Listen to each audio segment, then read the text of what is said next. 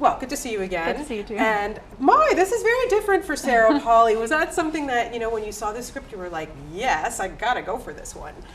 Yeah, I loved the script. I thought the character was unbelievable. I'd never read a character like her before, and I'd certainly never played anyone remotely like this character before. So I just became really obsessed with it. I felt like it pushed so many boundaries. It was so daring. I thought, Vincenzo is absolutely the guy to make this film. Like, just his sense of the visual and how to create a world unto itself. And so I was pretty excited. Guillermo del Toro is a producer on it, so we already know what his creatures kind of look like in his films, which are, oh my God, he's amazing. So was he on set at all? Was he there for you to, or is just kind of? He wasn't. I think he was more sort of involved and supportive with Vincenzo directly, but no, I never met him. Okay, interesting. He's such a cool guy. He's really neat guy. Elsa, again, she's so, I loved her because you don't know whether to like her or not like her because you're thinking, what are you thinking? Don't go this far, but she's a pusher and she's determined. How did you see her as a character? I saw her as someone who was wildly ambitious, capable of being extremely manipulative, extremely cruel in her need to get to where she wants to go. I think she's someone who doesn't settle for half measures. I think like many people who are that ambitious and driven, she's driven by a lot of avoiding pain. So she's a very three-dimensional character as well. But it's just so interesting to see a female character who's got that much intelligence and drive and ambition and strength in a genre movie. I think that's something that's very unusual, and I thought that was exciting too. Yeah, it is really cool because it being a science fiction type film, it's also very much about the relationships and the one especially between you and Adrien Brody's character, and working with him. I know he's a laugh a minute. I know this guy, he's just always having fun, and but what was it like when you guys bonded? It's a special bond, I think, to play opposite him in this movie in particular. We laughed a lot. Adrien and I pretty much laughed from the first day until the last day, and so that was sort of my defining memory of working with him. Is just I think one thing that was great about working with him was I think we both like to have a lot of fun while we're working, but we both also take those quiet, intense moments, and I felt like we were generally in sync of where those moments were, where we wanted to have a good time, where we wanted to focus, and so it worked really well. Yeah. Now, are you a science geek in any way?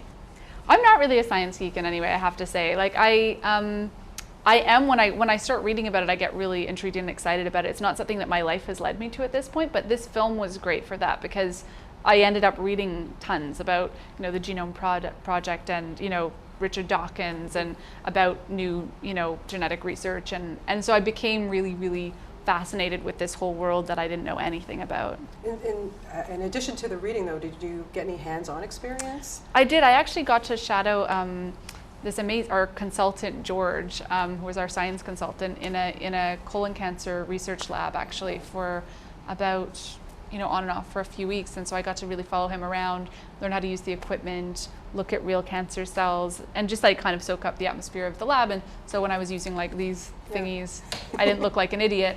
But then of course they only use hand inserts, so I actually got none of the glory of my weeks of having this at home and while I was eating breakfast, trying to be a real hotshot. I don't even remember what they're called. Anyway, so that's okay. That's okay. What are you gonna do? As long as you got your paycheck, that's fine. But it's cool though, because it is such a world that, especially people who are in the media and growing, you grew up, always acting and everything, and then to be thrown into this world and then realize these people are trying to save lives. Yeah, they are. And I think that, that's what's interesting about the film. I think, it can be interpreted one of two ways. This could be a movie about the horrific result of letting scientists have their way. But for me, what it actually is look how absurd and insane our fears are. Do we actually think this is going to happen? And there are a lot of people who do, thinks it's totally within the realm of possibility. I'm someone who tends to have a lot of faith in science. Sure. I have a lot, and people just differ about that generally, but I'm someone who tends to have a lot of faith in science and a lot of faith that this kind of research will ultimately be extremely helpful to us as a species and save a lot of people and cure a lot of diseases. Yeah, let's so hope. I think to me this film is looking at the most horrific example of what could happen if in the most apocalyptic scenario. But certainly they're getting to place in science where something like this could probably be possible one day. I'm just not sure anybody would ever do it. Yeah. But no, I don't think anyone's quite like Elsa, like the character I play. So. No, but it is, you know, food for thought, that's for sure. Now, your motherly instincts had to, you know, have kicked in for this, because here you're nurturing this thing, creature, whatever, and it's getting older and older.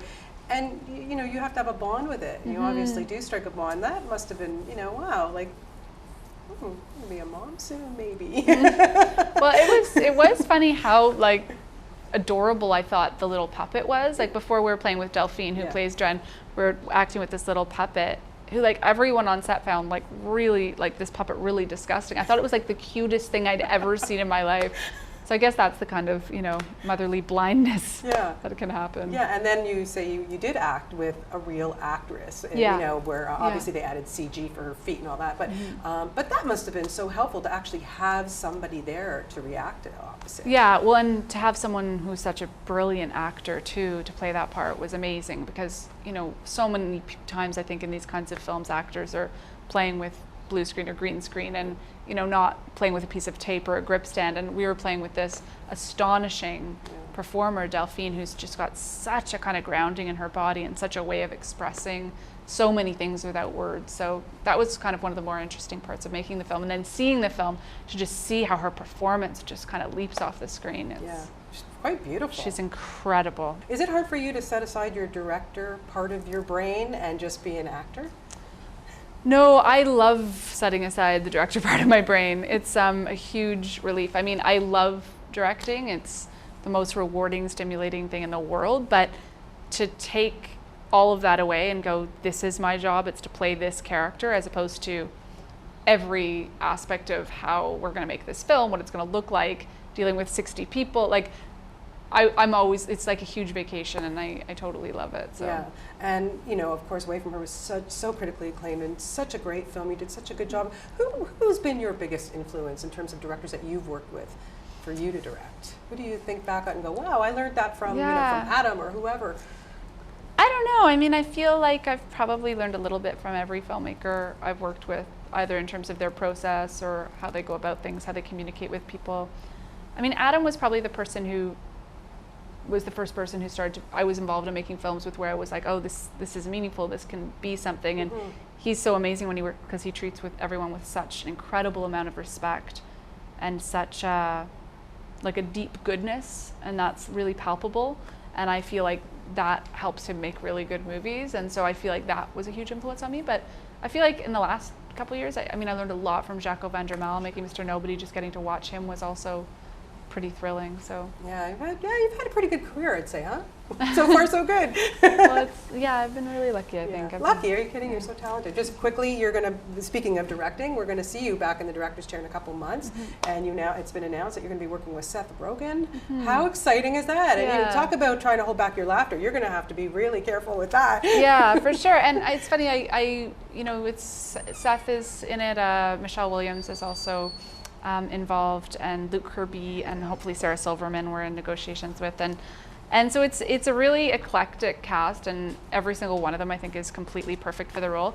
It's oddly not a romantic comedy. It's actually, like, you know, the role that I wrote for Seth is quite a serious role, and I just think there's a part of him that I see in his films that is so compelling and so tender and so interesting and complex, and so I kind of wanted to write this part for him. And, you know, the part that Michelle is playing, it's also a very complicated character, so it definitely has a lighter touch than than Away From Her, but it's still more of a drama than it is a comedy. Can't wait to see that, because, you know, it's like somebody took a chance on Jim Carrey or, you know, or Robin Williams, and look at how great dramatically they were. I think Seth is a great. Right. It's a great well, I think he's so already proved himself, and it would be like Funny People. I think, you know, you can really feel he's a really great actor. Yeah. So, well, congratulations. I look forward to that and another directing. And this is so good. You really did a fantastic job. Thank you. And best of luck with it. Thank you so much.